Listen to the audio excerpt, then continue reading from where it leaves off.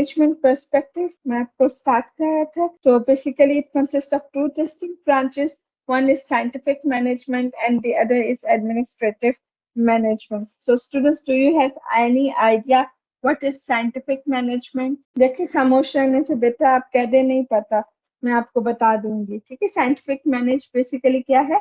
It is concern with proving the performance of individual workers, ठीक है। ये processes को देखती है, इंडिविजुअल वर्कर्स पे फोकस होता है इस मैनेजमेंट थ्योरी का। एंड एडमिनिस्ट्रेटिव मैनेजमेंट जो होती है वो ओवरऑल ऑर्गेनाइजेशन को देख रही होती है और उसके इम्प्रूवमेंट जो है वो उनके जहन में होती है। डिफरेंट टाइम पीरियड्स में 1890 से लेके 2000 तक डिफरेंट मैनेजमेंट थ्योरीज जो हैं वो आती हुई हैं।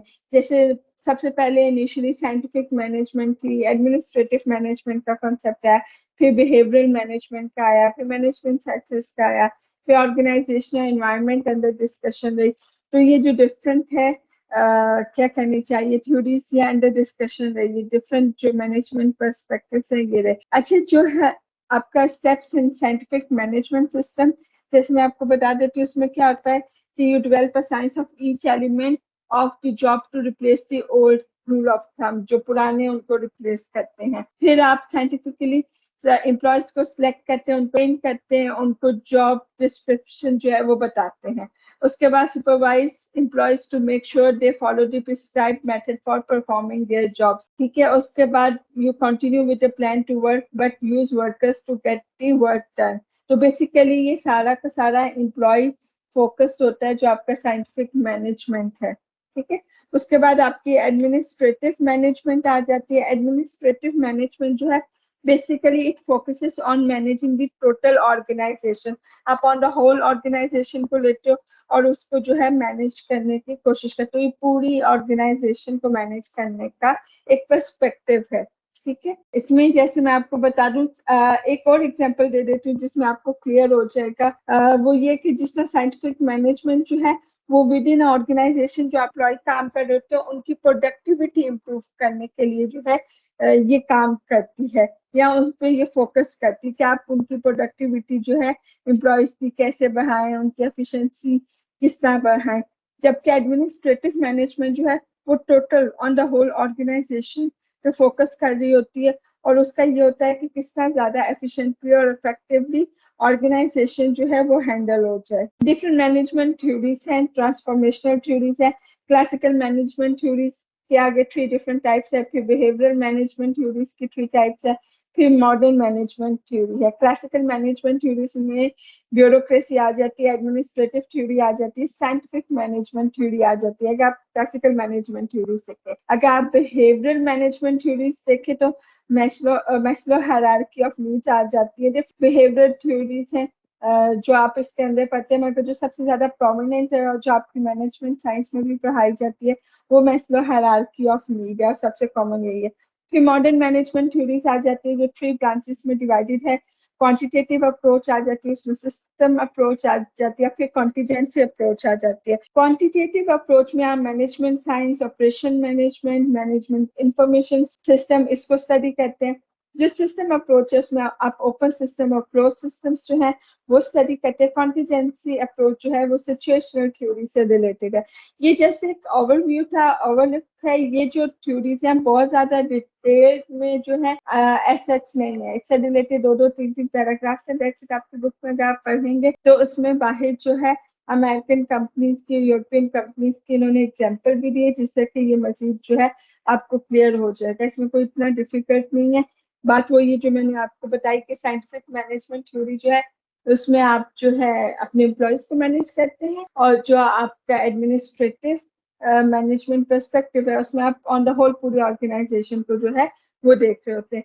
ये एक एग्जांपल है ये एक डेफिनेशन है आपके सामने क्लासिकल मैनेजमेंट थ्योरी की, ठीक है। ये वही 3 ब्रांचेस है क्लासिकल मैनेजमेंट थ्योरी की जो मैंने आपको प्रीवियस स्लाइड में दिखाई थी, जिसमें ब्यूरोक्रेसी आ जाती है, साइंटिफिक आ जाती है। फिर नेक्स्ट जो आया एक नई इम्प्रूवमेंट जो आई वो बिहेवियरल मैनेजमेंट थ्योरी की थी। पहले मैं आपको प्रीवियस स्लाइड करके दिखाती हूँ, ये देखिएगा। साइंटिफिक मैनेजमेंट डिस्कस की मैंने, आपके साथ एडमिनिस्ट्रेटिव की और फिर अब मैं आपके साथ बिहेवियरल मैनेजमेंट थ्योरी जो है वो डिस्कस कर रही हूँ। अब किसमें डेफिनेशन है, एक मिनट देखिएगा इसको, ठीक है। मैं आपको बताती हूँ. The behavioral management theory is focused on the human aspects of work. They are also often referred to as the human relation movement. These theories aspire to gain a better understanding of human behavior at work to improve their productivity.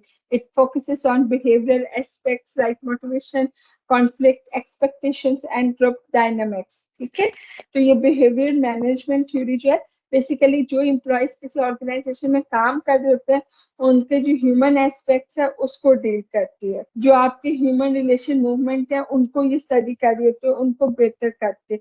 जिस तरह जो employees है, जाहिर बात है हर organisation जो है वो ह्यूमन रिसोर्स के बगैर इनकम्प्लीट है. ह्यूमन काम कर रहे हैं और जहाँ पे ह्यूमंस काम कर रहे हैं वहां पे उनके बिहेवियर जो है वो भी मैनेज करने होते हैं.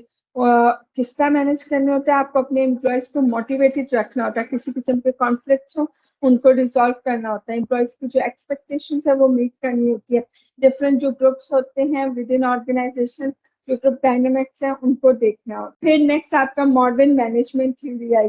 मैं फिर प्रीवियस स्लाइड का आपको रेफरेंस दूंगी, पीछे की तरफ लेके जा रही हूँ. ठीक है, ये है management science. With the passage of time जो डिफरेंट मैनेजमेंट थ्योरीज इवॉल्व हुई हैं वो स्टेप बाय स्टेप जो है हम आपको पहले मैंने साइंटिफिक पढ़ाया, फिर एडमिनिस्ट्रेटिव पढ़ाया, फिर बिहेवियर मैनेजमेंट और अब मैनेजमेंट थ्योरी. ठीक है, sorry. Modern management is the use of systematic mathematical techniques to analyze and understand the inner relationship of management and the workers in all qualitative approach, system approach and contingency approach. जो आप mathematics science में पढ़ रहे होते हैं basically क्या कि mathematical models जो हैं वो स्टडी होते हैं, उनको एनालाइज किया जाता है, उनको एवेल्युएट किया जाता है कि वो कितने हद तक यूजफुल रहे या नहीं रहे. इसके लिए डिफरेंट अप्रोचेस हैं जो यूज होती है, जैसे क्वांटिटेटिव अप्रोच है, सिस्टम अप्रोच है और कॉन्टीजेंसी अप्रोच है. ये डिफरेंट जो जनरल मैनेजमेंट थ्योरीज है ये वो हैं लोग जिन्होंने ये थ्योरीज प्रेजेंट. तो ये आपको पता होना चाहिए कि किन की थ्योरीज है जो आप पढ़ रहे हैं और उनकी थ्योरीज में मेन की पॉइंट्स क्या थे वो मैंने इस स्लाइड में जो रखे हैं. जैसे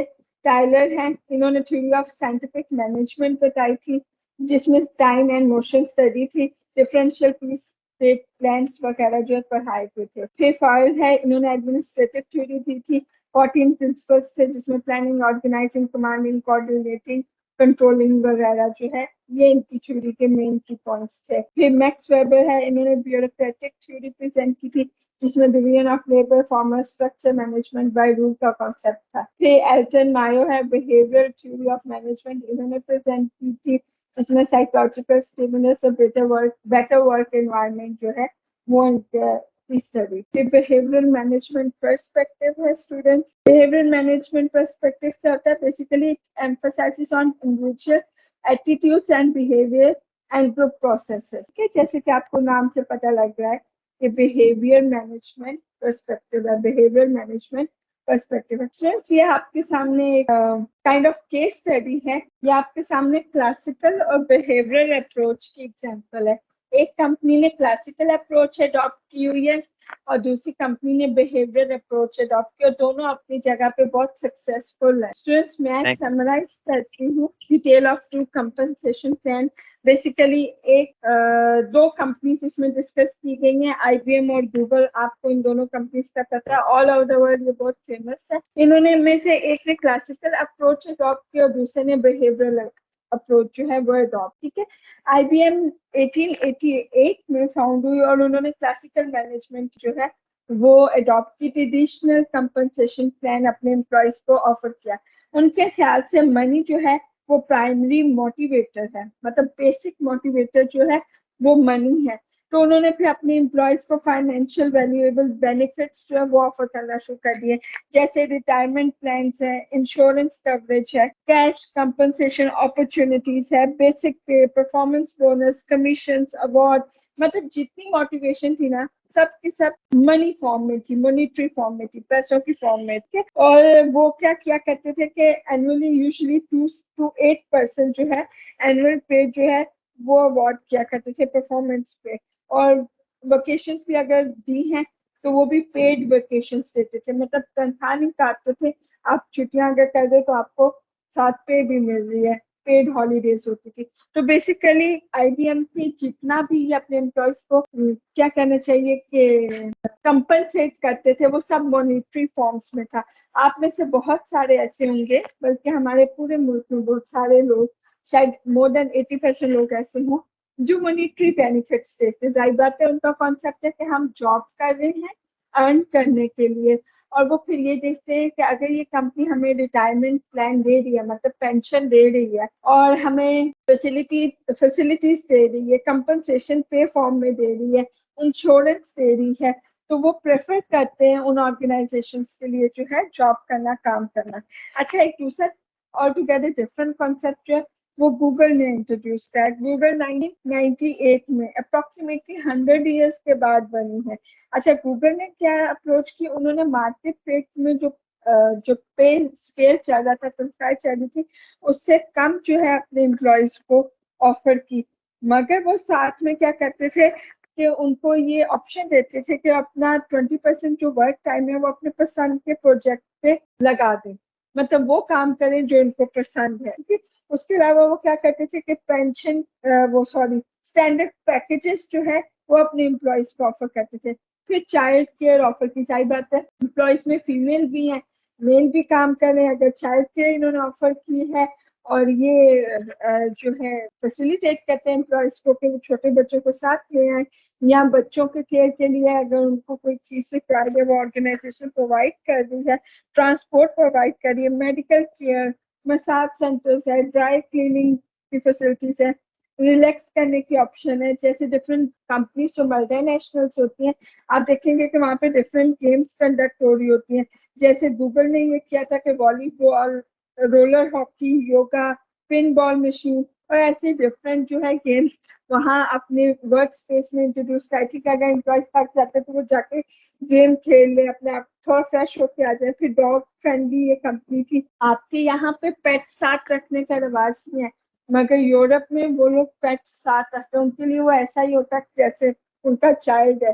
तो वो कंपनी जो थी वो डॉग फ्रेंडली थी, आप अपने पेट साथ ला सकते हो, ऑफिस स्पेस शेयर कर सकते हो। तो ये सारी फैसिलिटीज उन्होंने ऑफर की। ठीक है। और फिर क्या हुआ कि 100 बेस्ट कंपनीज की लिस्ट में ये टॉप पे थी 2008 एंड 2007 में। मैंने आपको दोनों कंपनीज का डिफरेंट पॉइंट ऑफ व्यू बताया। गूगल का बिहेवियरल अप्रोच थी जो इन्होंने अडॉप्ट की। दोनों कंपनीज अपनी अपनी जगह पे इंतहाई सक्सेसफुल है, और दोनों की पॉलिसीज जो उन्होंने अडॉप्ट किए वो सक्सेसफुल रही। अब आपकी क्लास में हाफ स्टूडेंट्स जो हैं वो वर्किंग है, कहीं ना कहीं जॉब कर रहे हैं। तो आप लोगों को इन चीजों का बेहतर आइडिया होगा कि जब आप कोई ऑर्गेनाइजेशन सेलेक्ट करते हैं या प्रेफर करते हैं उनके लिए काम करना, तो वो क्या रीजंस होते हैं।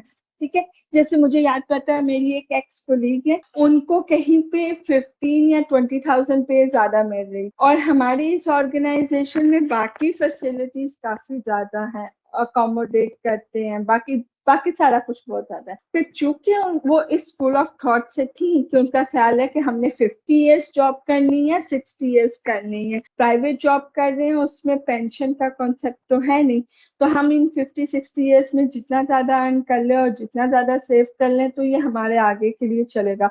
तो वो बाकी फैसिलिटीज या बाकी जो एनवायरनमेंट थी ऑर्गेनाइजेशन को, उन्होंने उसको रखा साइड पे, और जो उनको ऑर्गेनाइजेशन ज्यादा पे कर रही थी वो उधर चली। ठीक है। ये मैंने आपको बताया, ये एक जनरल कॉन्सेप्ट है। अच्छा, फिर बहुत सारे एम्प्लॉय मैंने ऐसे भी देखे जो ये देख के कि अच्छा ठीक है हमें हेल्थ केयर फैसिलिटी मिल रही है, ट्रांसपोर्ट फैसिलिटी मिल रही है, मतलब इस तरह की बाकी चीजें, एनवायरनमेंट अच्छी है, ऑफिस अच्छा है, रूम अच्छा है, एयर कंडीशन है, मतलब उनके लिए शायद उतना वो चीज मैटर नहीं करती जितना ये चीज मैटर करती है, वो इस ऑर्गेनाइजेशन के साथ रह लेते। तो ये एक डिफरेंट स्कूल ऑफ थॉट है, दोनों के दोनों दुनिया में सक्सेसफुल है और दोनों के दोनों साइड बाय साइड चल रहे होते हैं। ठीक है। कोई भी डरता है अपना पर्सनल एक्सपीरियंस या अपनी पर्सनल प्रेफरेंसेस बताते हुए।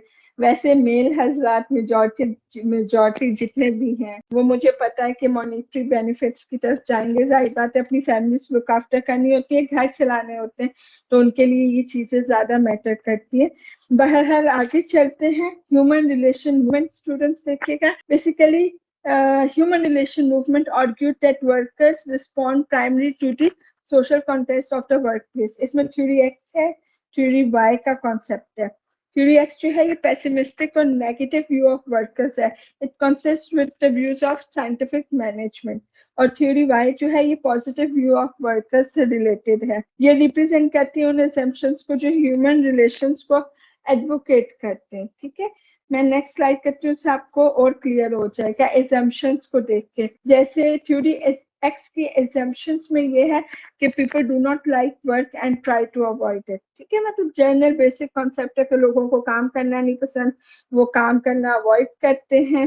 ठीक है, तो मैनेजर्स को उन्हें कंट्रोल भी करना है, डायरेक्ट भी करना है, थ्रेट करना है कि काम को, और उनसे जबरदस्ती काम भी करवाने हैं ऑर्गेनाइजेशनल गोल्स अचीव करने के लिए।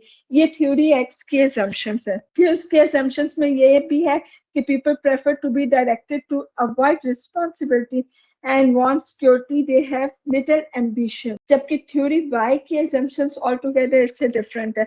उसमें पहली assumption ये है कि people do not naturally dislike work, work is a natural part of their life, people are internally motivated to reach objectives to which they are committed। फिर उसमें एक assumption ये भी है कि people are committed to goal to the degree that they receive personal rewards when they reach their objectives। State people will both seek and accept responsibility under favorable conditions, and people have the capacity to be innovative and in solving organizational problems।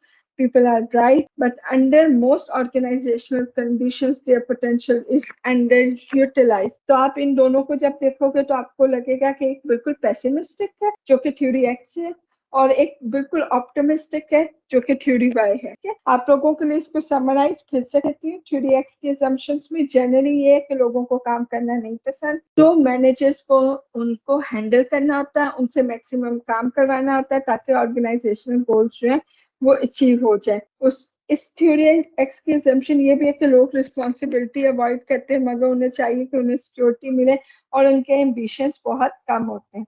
अच्छा, theory Y के assumptions में summarise करूंगी, उसमें ये है कि लोगों को नेचुरली काम करना, मतलब ऐसा नहीं है कि नहीं पसंद, उन्हें काम करना पसंद है, ये part of their life, it is a part of their life. लोग जो है इंटरनली मोटिवेटेड होते हैं, उन्हें होता है कि हमने ये अपना गोल सेट किया है, ऑब्जेक्टिव सेट किया है, तो ये हमने अचीव करना है। ठीक है, फिर थ्योरी वाई की assumption ये भी है कि लोग जो है रिस्पॉन्सिबिलिटी एक्सेप्ट भी करते हैं और अंडर फेवरेबल कंडीशन, और ढूंढ भी रहे होते हैं कि उनको कोई रिस्पॉन्सिबिलिटी मिल जाए। तो उसके assumptions में एक ये भी है कि लोगों में इतनी कैपेसिटी होती है कि वो ऑर्गेनाइजेशनल प्रॉब्लम्स को इनोवेटिवली सॉल्व कर लें। ठीक है, तो ये दोनों assumptions थी, और सॉरी थ्योरीज के assumptions थी, जिनसे आपको ये थ्योरी जो है होपफुली क्लियर हो गई होगी। अगर नहीं हुई तो मुझे बताएं। ये है क्वांटिटेटिव मैनेजमेंट पर्सपेक्टिव। इसमें स्टूडेंट्स हम मैनेजमेंट साइंस को स्टडी करेंगे। ठीक है, मैनेजमेंट और फिर ऑपरेशंस मैनेजमेंट को।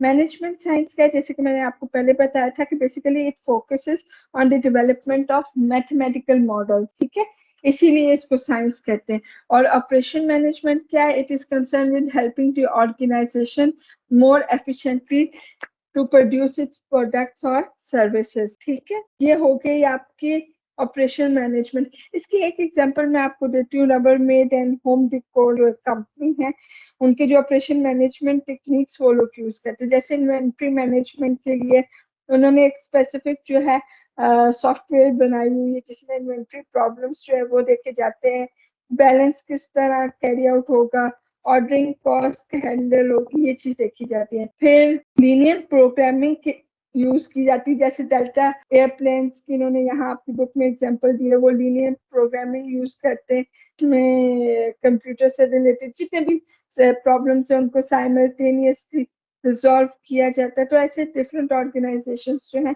वो डिफरेंट ऑपरेटिंग सिस्टम्स जो हैं वो यूज कर रही होती हैं। नेक्स्ट है students integrating perspective for managers. सबसे पहले मैं आपको बताती हूँ सिस्टम क्या होता है। It is an interrelated set of elements functioning as a whole.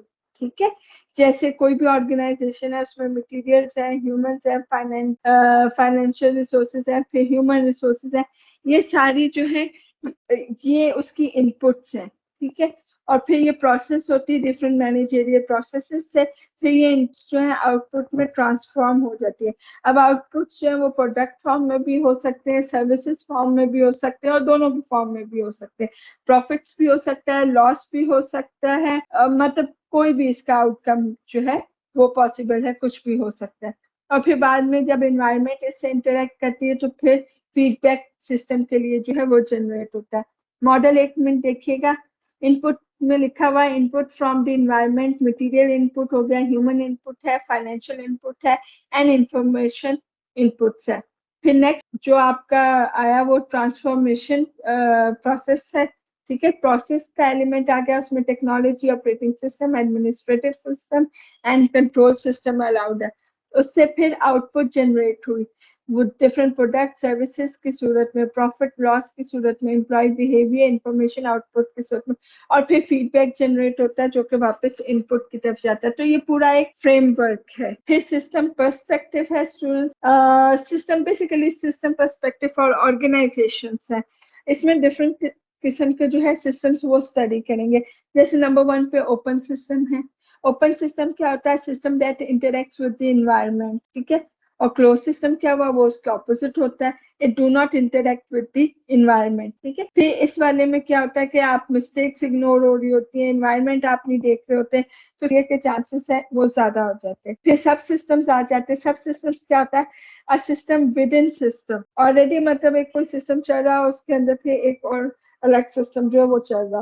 For example marketing, production, finance functions जो है ये एक सिस्टम्स है, मगर और इनके जो है किसी भी ऑर्गेनाइजेशन के अंदर जो है ये डिफरेंट सिस्टम्स और ये एक दूसरे के साथ इंटर रिलेटेड है। अगर एक डिपार्टमेंट काम कर रहा है तो उसके साथ दूसरा डिपार्टमेंट जो है वो लिंक्ड है। जैसे एग्जांपल लेते हैं, एक टॉय बनाने वाली कंपनी, खिलौने बनाने वाली कंपनी है, उसका प्रोडक्शन डिपार्टमेंट अगर लो क्वालिटी मटेरियल बनाना शुरू कर दे, टॉयज बनाना शुरू कर दे, तो उसका इफेक्ट फाइनेंस डिपार्टमेंट पे होगा। क्या इफेक्ट होगा? जो आपके कैश फ्लोज है ना वो ठीक हो जाएंगे शॉर्ट रन के लिए, क्योंकि कॉस्ट आपको कम पड़ रही है, सस्ते वो बना रहे हैं टॉयज, तो पैसा जो है वो बच रहा है। मार्केटिंग डिपार्टमेंट पे क्या असर होगा? नेगेटिव असर होगा, सेल्स डिक्रीज हो जाएंगी।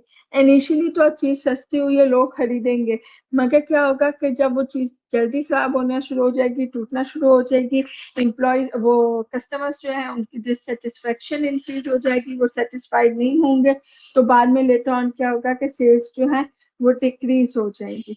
तो ऐसे आपने देखा कि हर सिस्टम दूसरे का जो है इंटर रिलेटेड है। फिर सिनर्जी आ जाती है। सिनर्जी क्या आती है?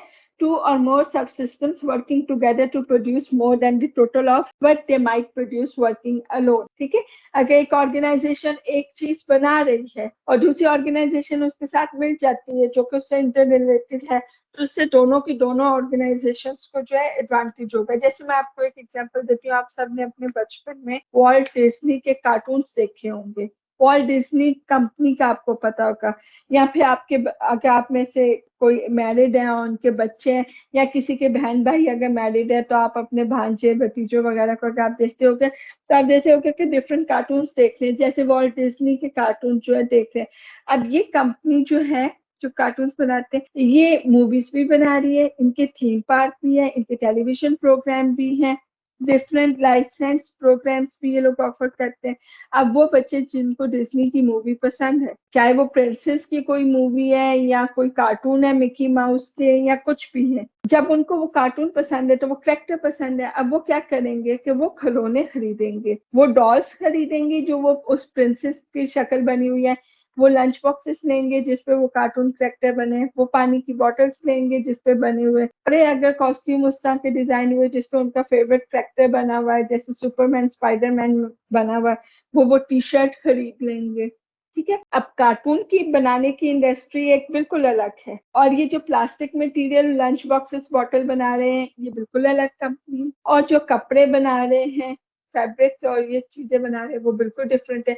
आप देखिए एक कार्टून बनाने वाली कंपनी, उससे एडवांटेज में ये दो जो डिफरेंट कंपनीज है ये लिंक हुई, और जब वही करेक्टर उन्हीं करेक्टर से फैसिनेट होकर वही प्रोडक्ट्स बनाना शुरू हो गए जिसपे उनके इमेजेस हैं, तो बच्चों को वो पसंद आएंगे, बच्चे वो खरीदेंगे, पेरेंट्स को कहेंगे माँ बाप को कि हमें ये लेके दे, उससे वो भी एसोसिएटेड जो है वो चलेगी। अब किसी मूवी का म्यूजिक बहुत अच्छा है, बच्चों के कार्टून मूवीज का म्यूजिक बहुत अच्छा है, तो उससे रिलेटेड वो म्यूजिक मार्केट में आएगा, डिफरेंट जगह पे गेम्स में या प्रोग्राम के स्टार्ट में वो म्यूजिक चलेगा, म्यूजिक इंडस्ट्री का एडवांटेज होगा।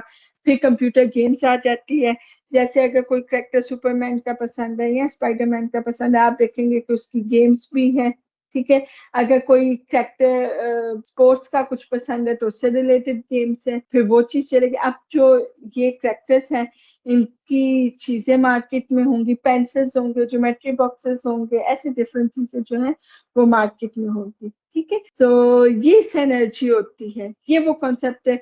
इसमें मैनेजर्स जो है वो ये एम्फसाइज करते हैं कि हम एक दूसरे के साथ मिल के काम करें, कोऑपरेटिव हो, ठीक है, कोऑर्डिनेटेड फैशन में चीजों को कैरी आउट किया जाए, इसमें एडवांटेज जो है वो ज्यादा होता है। पॉइंट वो रह गया था एंट्रोपी।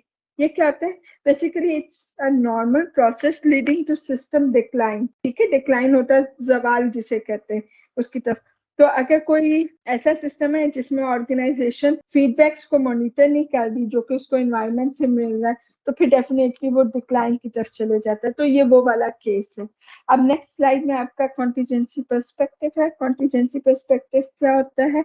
इसमें बेसिकली टू पर्सपेक्टिव्स है, एक यूनिवर्सल पर्सपेक्टिव है, एक कॉन्टीजेंसी पर्सपेक्टिव है।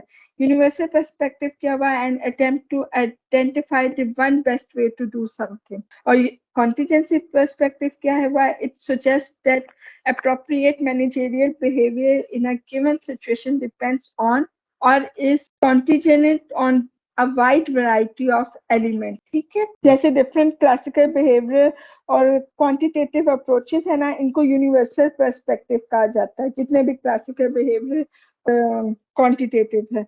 और कॉन्टिजेंसी पर्सपेक्टिव जो इसके कंट्रास्ट में है, उसको कहते हैं कि ये हर ऑर्गेनाइजेशन के लिए एक यूनिक पर्सपेक्टिव है।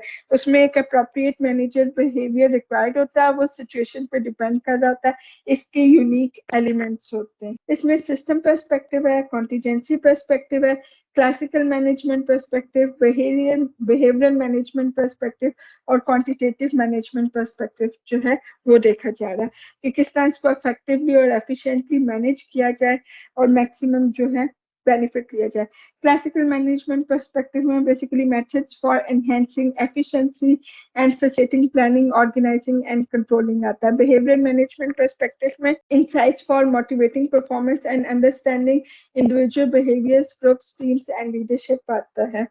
Quantitative management perspective में techniques for improving decision making, resource allocation and operations आता है। System perspective basically क्या हुआ? It recognition of internal interdependencies or recognition of environmental influences. Contingency perspective में recognition of the situational nature of management and response to particular characteristics of situation जो है वो आता है। ये क्वेश्चन है स्टूडेंट्स आपके लिए, आपके एनालिसिस करने के लिए। इस पे ये चैप्टर यहाँ पे क्लोज होगा, ठीक है। Can a manager use tools and techniques from several different perspective at the same time? क्या पॉसिबल है कि एक मैनेजर जो है डिफरेंट टेक्निक्स को एट अ टाइम यूज कर रहा?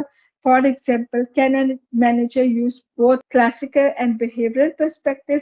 Give an example of a time when manager did this and explain how it enabled him or her to be effective. देखिए क्वेश्चन का फर्स्ट पार्ट है, can a manager use tools and techniques from several different perspective at the same time? Yes, इसका answer yes, a manager can use tools and techniques from several different perspective at the same time, ठीक है। ये तो agreed हो गया। दूसरी चीज, दूसरा पार्ट क्वेश्चन का, for example, can a manager use both classical and behavioural perspective? इसका आंसर भी यस है कि कोई भी मैनेजर ये दोनों पर्सपेक्टिव जो है वो यूज कर सकते हैं। देखो क्लासिकल में तो ऑलरेडी आप देख रहे हो, ऑन द होल ऑर्गेनाइजेशन को देख रहे हो, एम्प्लॉयज को देख रहे हो। बिहेवियर में आप उनकी मोटिवेशन को चेक कर रहे हो, एम्प्लॉयज की मोटिवेशन को देख रहे हो कि आप कैसे बढ़ा सकते हो। तो आप एक टाइम में दोनों पर्सपेक्टिव पे एक मैनेजर जो है वो काम कर सकता है। तीसरी चीज है, give an example of a time when a manager did this and explain how it enabled him or her to be effective. ये मेन चीज है जो मैं आपसे पूछना चाह रही थी कि कोई एग्जाम्पल है जो आप दोगे किसी ऐसे मैनेजर की जिसने किया हो, दो एक टाइम में दोनों चीज, दोनों पर्सपेक्टिव पे काम किया और वो इफेक्टिव रहा हो, सक्सेसफुल रहा हो? अच्छा, नेक्स्ट टॉपिक है स्टूडेंट्स आपका बेसिक एलिमेंट्स ऑफ प्लानिंग। ये प्लानिंग प्रोसेस है आपके स्क्रीन पे। मेरे साथ साथ देखते जाइएगा, मैं आपको ये एक्सप्लेन कर देती हूँ प्लानिंग प्रोसेस। ये इन्वायरमेंट के कॉन्टेक्स्ट में आप देखेंगे टॉप पे ऑर्गेनाइजेशन मिशन लिखा है। बेसिकली ये क्या होता है कि उनका पर्पस क्या है, प्रेमिसेस क्या है, वैल्यूज क्या है, डायरेक्शंस क्या है, ये इस पे जो है क्या करना चाहिए, बेस्ड होता है। फिर उस हिसाब से स्ट्रेटेजिक गोल्स डिजाइन होते हैं। स्ट्रेटेजिक गोल्स को अचीव करने के लिए स्ट्रेटेजिक प्लान्स बनाए जाते हैं। स्ट्रेटेजिक प्लान्स को पे वर्किंग के लिए टेक्टिकल गोल्स सेट किए जाते हैं कि किस तरह वो काम किया जाए। टेक्टिकल गोल्स को अचीव करने के लिए टेक्टिकल प्लान्स बनाए जाते हैं। टेक्टिकल प्लान्स अचीव करने के लिए ऑपरेशनल गोल सेट किए जाते हैं, ऑपरेशनल प्लान्स बनाए जाते हैं। और ये पूरा जो है एक दूसरे के साथ इंटरलिंक्ड है, ठीक है।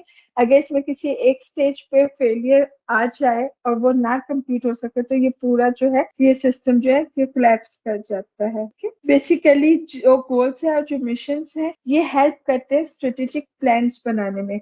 अगर किसी ऑर्गेनाइजेशन ने अपना गोल सेट किया हुआ है, मिशन सेट किया हुआ है, तो वो हेल्प आउट करेंगे मैनेजर्स को स्ट्रेटेजिक प्लान्स बनाने के लिए, ठीक है। और फिर जो स्ट्रेटेजिक प्लान बना लिए जाते हैं उनको कैसे अचीव करना है, फिर उसके लिए टेक्निकल गोल्स और टेक्निकल प्लान्स जो है वो बनाए जाते हैं। गोल्स सेट होते हैं, उन गोल्स को अचीव करने के लिए प्लान बनाए जाते हैं। जब वो गोल्स अचीव हो जाए तो ऑटोमेटिकली आपके स्ट्रेटेजिक प्लान्स जो है वो उन पे काम हो जाता है। और जब स्ट्रेटेजिक प्लान्स पे काम स्टार्ट हो जाए, कंप्लीट हो जाए, तो आपके स्ट्रेटेजिक गोल्स जो है वो अचीव हो जाते हैं। स्ट्रेटेजिक गोल्स अचीव हो जाए मतलब जो आपका पर्पस था, जो आपका मिशन था, वो जो है अचीव हो गया। तो इस तरह ये हर चीज जो दूसरे के साथ लिंक्ड है। और ऑर्गेनाइजेशनल गोल्स है, इनके कुछ अपने क्या कहना चाहिए पर्पसेस होते हैं। वो पर्पसेस जो है आपके स्क्रीन पे है, आप इसको एक मिनट पढ़िएगा। बेसिकली गोल्स है 4 important purposes. First, they provide guidance and a unified direction for people in the organization. The goal help every people understand where the organization is going and why getting there is important. जैसे मैं आपको एक example दूंगी general electrics की। उनके top managers ने अपना ये गोल सेट किया कि हमारी फर्म जो है या तो नंबर 1 होगी या नंबर 2 होगी इंडस्ट्री में, इससे कम नहीं होगी। उन्होंने अपना ये गोल सेट कर लिया, फिर उन्होंने उस पर काम करना शुरू कर दिया। उस हिसाब से उनके हर डिपार्टमेंट ने अपने गोल सेट किए, अपने प्लान्स बनाए, ताकि वो मार्केट में सरवाइव करे और नंबर 1 ना सिर्फ सरवाइव करे बल्कि नंबर 1 और नंबर 2 पे रहे, ठीक है। इसी तरह प्रॉक्टर प्रॉक्टर एंड गैम्बल आपने नाम सुना होगा। ये कंपनी है जो शैम्पू भी बनाती है, साबुन भी बनाती है, बच्चों के डायपर्स पैम्पर्स भी बना रहे होते हैं। इनका इन्होंने गोल ये सेट किया था कि ये अपने रेवेन्यू डबल कर लेंगे, यानी इनका प्रॉफिट है जो ये पैसे अर्न कर रहे हैं वो डबल कर लेंगे, ठीक है। ये उनका गोल था और उसको अचीव करने के लिए उन्होंने उस हिसाब से प्लान्स बनाए और उस हिसाब से उन पे जो है काम वगैरह स्टार्ट किया। Basically goals serve as a source of motivation for employees of the organization, and goals provide an effective mechanism for evaluation and control. तो ये इसके 4 purposes है जो आपको स्लाइड पे नजर आ रहे हैं। नेक्स्ट, काइंड ऑफ गोल्स क्या होते हैं? मिशन होते हैं, स्ट्रेटेजिक गोल्स होते हैं, टेक्निकल गोल्स होते हैं, ऑपरेशनल गोल्स होते हैं, फिर एरियाज हैं, फिर टाइम फ्रेम है। मिशन क्या होता है? Basically it's a statement of an organization fundamental principles. आप कोई भी ऑर्गेनाइजेशन, बड़ी कंपनी खोल के देख ले, उसकी वेबसाइट ओपन करके देख ले, आपको 2 चीजें नजर आएंगी। उसका विजन नजर आएगा कि उस कंपनी ऑर्गेनाइजेशन का क्या है, और उनका मिशन जो है वो आपको नजर आएगा, ठीक है। ये सबसे बेसिक चीज होती है। इवन स्कूल्स में, कॉलेजेस में, यूनिवर्सिटीज में हर एक ने अपना विजन मिशन रखा होता है। ये जितनी बड़ी बड़ी ऑटोमोबाइल इंडस्ट्रीज हैं या जितनी जितनी भी फैक्ट्रीज इंडस्ट्रीज बड़ी, जैसे ये गूगल हो गए, IBM हो गई, बाकी कंपनीज होगी, सबके सब ने अपना विजन रखा हुआ है, सबके सब ने अपना एक मिशन रखा हुआ, और उस मिशन पे ये पूरी ऑर्गेनाइजेशन जो है ये काम कर रही होती है। इस वक्त मैंने आपको मिशन स्टेटमेंट बताया। अब ये जो स्ट्रेटेजिक गोल्स हैं, टेक्निकल गोल्स हैं, ये हम 2 तरह कर सकते हैं। एक तो ये कि मैं आपको अभी बता दूं कि ये क्या होता है। स्ट्रेटेजिक गोल्स क्या होते हैं? Basically a goal set by and for top management of the organization. ठीक है, ये ऐसे गोल्स होते हैं जिसको आपकी टॉप मैनेजमेंट सेट करती है और ये उनके लिए गोल्स होते हैं, मतलब वो अपने लिए इन गोल्स को सेट करते हैं। ठीक है, टॉप मैनेजमेंट जैसे आपके चीफ एग्जीक्यूटिव ऑफिसर्स वगैरह, सीईओ हो गए, या कंपनी के प्रेसिडेंट वगैरह जो हैं वो हो गए। उसके बाद टेक्निकल गोल्स आते हैं। Technical goals basically goals set by and middle managers of the organization. किसी भी ऑर्गेनाइजेशन के जो मिडल मैनेजर्स होते हैं वो ये गोल सेट करते हैं और ये उनके लिए होते हैं। ठीक है, इसको ये अच्छा वापस चलती हूँ, मैं जो आपको बता रही थी, technical goals basically skillful goals होते हैं जो करंट रियलिटीज पे बेस्ड होते हैं। ये मिडल मैनेजर्स के लिए जो है ये गोल्स होते हैं। ठीक है, उसके बाद आपके ऑपरेशनल प्लान्स आ जाते हैं। Operational plans basically they focus on carrying out technical plans to achieve operational goals. और आसान लफ्जों में ये क्या है कि रेडी टू यूज प्लान्स होते हैं। जो डेली टास्क होते हैं उनको कैसे मीट करने, जो डेली रिक्वायरमेंट्स हैं, बिजनेस को कैसे रन करना है, तो ये डे टू डे जो प्लान्स होते हैं, ये गोल्स जो होते हैं, ये वो होते हैं। गोल सेट होते हैं और फिर उसका अकॉर्डिंग प्लान बनाए जाते हैं। फिर टाइम फ्रेम्स आ जाएंगे। टाइम फ्रेम्स जो है मैं इस पिक्चर के बाद आपके साथ शेयर करूंगी, जो नेक्स्ट मॉडल है। ठीक है, ये देखिएगा स्टूडेंट, इसको डिटेल में देखिएगा। मैं जो है इसको स्टेप बाय स्टेप जो है आपको बता रही हूँ, इसको ध्यान से सुनिएगा क्योंकि मैं इस पे आपको नेक्स्ट प्रोजेक्ट देने लगी हूँ ग्रुप का। ठीक है, ये आपके सामने kind of organizational goals for a regional fast food chain है।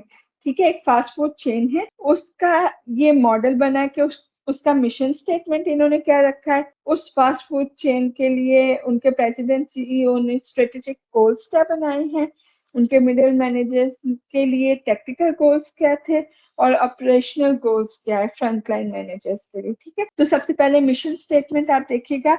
Our mission is to operate a chain of restaurants that will prepare and serve high quality food on a timely basis and at reasonable price. एक mission में उनके 3 targets हैं। पहला उनका ये कि उन्होंने बल्कि 4 है, एक चेन ऑफ रेस्टोरेंट्स बनानी, यानी एक रेस्टोरेंट नहीं बनाना, एक से ज्यादा बनाना। ठीक है, जो कि हाई क्वालिटी फूड सर्व करे, टाइमली प्रोवाइड करे फूड को। ठीक है, और रीजनेबल प्राइस पे दे। मिशन स्टेटमेंट क्या हुई, 4 चीजें कि एक तो रेस्टोरेंट्स की चेन पूरी खोलनी है, यानी एक से ज्यादा रेस्टोरेंट्स बनाने हैं, फिर हाई क्वालिटी फूड उन चेन्स में प्रोवाइड करना है, फिर टाइमली बेसिस पे लोगों को फूड सर्व हो, और फिर रीजनेबल प्राइस पे हो। ये मिशन स्टेटमेंट है इस फास्ट फूड सेंटर का।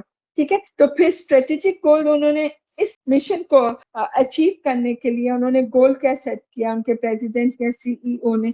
एक तो ये to provide 14% return to investors for at least 10 years. ये देखिए 10 ईयर्स की प्लानिंग हुई है इस पे। सेकंड पॉइंट है स्टार्ट और purchase new restaurant chain with in 5 years. और थर्ड है negotiate new labour contracts this year. ठीक है, क्योंकि उनका मिशन स्टेटमेंट ये था कि उन्होंने चेन खोलनी है, तो उन्होंने फिर अपना स्ट्रेटेजिक गोल भी ये बना लिया कि हम 5 साल में जो है या तो न्यू रेस्टोरेंट खरीद लेंगे, ठीक है, या अपने खुद बने बनाए आप मिल रहे होते हैं ना, सेल हो रहे होते हैं, या तो हम उनको खरीद लेंगे या हम अपने नए बना लेंगे। ठीक है, फिर न्यू लेबर कॉन्ट्रैक्ट्स भी हम इसी साल शुरू कर देंगे, और फिर 14% इन्वेस्टर्स को रिटर्न देना शुरू कर देंगे। ये इन्होंने पॉइंट गोल क्यों रखा, क्योंकि जब ये इन्वेस्टर्स को पैसे देंगे, उनको 14% रिटर्न देंगे, तो वो अपना और पैसा इन्वेस्ट करेंगे। वो जितना ज्यादा पैसा इन्वेस्ट करेंगे, ये उतना ज्यादा न्यू चेन्स बना सकते हैं और अपने उस ऑर्गेनाइजेशन में उसको यूटिलाइज कर सकते हैं पैसों को। ठीक है, ये तो हो गया स्ट्रेटेजिक गोल्स। अब नेक्स्ट टेक्निकल गोल्स आए जो कि मिडिल लेवल मैनेजर्स जो हैं वो बना रहे हैं। ठीक है, एक सेकंड, ये टेक्निकल गोल्स को देखिएगा, मैं आपको वन बाय वन ये जो ट्रीट्स है ये बताते हैं। अच्छा जी स्टूडेंट, टेक्निकल गोल्स देखिएगा। Vice president operations, marketing and finance क्या सेट कर रहे हैं। ठीक है, आपको पता है एक ऑर्गेनाइजेशन में 4 डिफरेंट डिपार्टमेंट्स होते हैं, इधर इन्होंने 3 डिपार्टमेंट रखे हैं। फूड चेन के हिसाब से, बिजनेस जैसा है उस हिसाब से रखा है। एक उन्होंने ऑपरेशंस का रखे हैं, फिर एक मार्केटिंग का डिपार्टमेंट रखा है, एक फाइनेंस का रखा है। तीनों के जो टॉप मिडिल लेवल में जो उनके टॉप पे मैनेजर आ रहे हैं, जैसे वाइस प्रेसिडेंट जो है वो अपने गोल्स क्या सेट कर रहे हैं। ऑपरेशंस के वाइस प्रेसिडेंट के गोल देखिएगा, ये जो गोल है ना जो इन्होंने सेट किए हैं तीनों डिपार्टमेंट ने, ये बेसिकली जो प्रेसिडेंट और सीईओ ने गोल सेट किया उसको अचीव करने के लिए है। और जो प्रेसिडेंट सीईओ ने गोल सेट किया ये बेसिकली मिशन को अचीव करने के लिए, यानी हर लेवल का जो गोल है वो उससे ऊपर लेवल पे जो गोल रखा हुआ उसको अचीव करने के लिए सेट किया गया। वाइस प्रेसिडेंट ऑपरेशंस को देखिए, उसने अपना टारगेट रखा open 150 new restaurant during next 10 years। Next है decrease food container cost by 15% during next 5 years। Third है decrease average consumer weight by 30 seconds this year। ये ऑपरेशंस ने अपना जो है टारगेट सेट किया है ताकि जो स्ट्रेटेजिक गोल है उसको अचीव किया जा सके। मार्केटिंग के वाइस प्रेसिडेंट का गोल देखिएगा, इंक्रीज पर स्टोर सेल 5% पर year or 10 years for 10 years, target and attract 2 new market segments during next 5 years, develop new promotional strategy for the next year। ठीक है। वाइस प्रेसिडेंट फाइनेंस का देखिएगा, उन्होंने टारगेट सेट किया है कि कॉर्पोरेट डेब्ट to no more than 20% of liquid assets for the next 10 years। ये देखिए लॉन्ग टर्म प्लानिंग चल रही है। Revise computerised accounting system with in 5 years and 9% on access cash this year. देखो जो विजन और मिशन होते हैं ना ये एक टाइम सेट होते हैं लाइफ टाइम के लिए, और इस पे वर्किंग फिर चलती है उसको अचीव करने के लिए। तो आपने देखा जो मिशन सेट हुआ है, सीईओ प्रेसिडेंट ने जो अपने टारगेट सेट किए हैं, गोल सेट किए, वो नेक्स्ट 10 years के लिए सेट किए। ठीक है। फिर प्रेसिडेंट सीईओ ने जो अपने गोल सेट किए उसको अचीव करने के लिए टेक्निकल गोल जो वाइस प्रेसिडेंट्स ने किए वो भी 10-10 साल के किए हुए हैं उन टारगेट्स को अचीव करने के लिए। फिर टेक्निकल गोल्स को जो है उनको अचीव करने के लिए ऑपरेशनल गोल सेट किए हैं जो फ्रंट लाइन मैनेजर्स ने किए हैं। रेस्टोरेंट मैनेजर का देखिएगा goal, to implement employ incentive system within 1 year, decrease waste by 5% this year, hire and train new assistant। अब जो इन्होंने प्लानिंग की है ये इस साल की है, एक साल में ये अचीव करेंगे, ये अचीव करेंगे तो वो जो है ऊपर का गोल ऑटोमेटिकली जो है वो चलेगा और अपने मतलब अचीव करने के और करीब होगा। एडवाइजिंग एडवर्टाइजिंग डायरेक्टर का देखिएगा, develop regional advertising campaign with in 1 year, negotiate 5% lower advertising rates next year, implement this year promotional strategy। और अकाउंट्स मैनेजर का देखिएगा, split accounts receivable payable functions from other areas within 2 year, computerized payroll system for each restaurant this year, pay all invoices within 30 days। तो ये एक fast food chain थी, जिस तरह ये बर्गर पिज्जा वगैरह की नहीं, तो ये उस टाइप की एक फास्ट फूड चेन थी जिन्होंने अपना मिशन सेट किया। फिर उनके सीईओ या प्रेसिडेंट जो भी थे उन्होंने उस मिशन को अचीव करने के लिए अपना गोल सेट किया। अब प्रेसिडेंट ने जो गोल सेट किया उसको अचीव करने के लिए टेक्निकल गोल सेट किए डिफरेंट डिपार्टमेंट के मैनेजर्स ने, टॉप मैनेजर्स ने। अब उन्होंने जो टारगेट सेट किए थे उसको अचीव करने के लिए ऑपरेशनल गोल्स डेवलप किए फर्स्ट लाइन मैनेजर्स ने। यानी ये बनना ऊपर से लेके बॉटम तक है, मगर अब जब वर्किंग शुरू होगी ना और इन्होंने सक्सेस लेनी होगी तो सारा काम नीचे से लेके शुरू होगा, तब ऊपर का टारगेट अचीव होगा। फर्स्ट स्टेज के जो मैनेजर्स है वो अचीव करेंगे तो फिर सेकंड स्टेजों का काम शुरू होगा, फिर सेकंड स्टेज वाले उसको अचीव करेंगे तो ऊपर वालों के टारगेट सेट होंगे। तो ये इस तरह, ठीक है।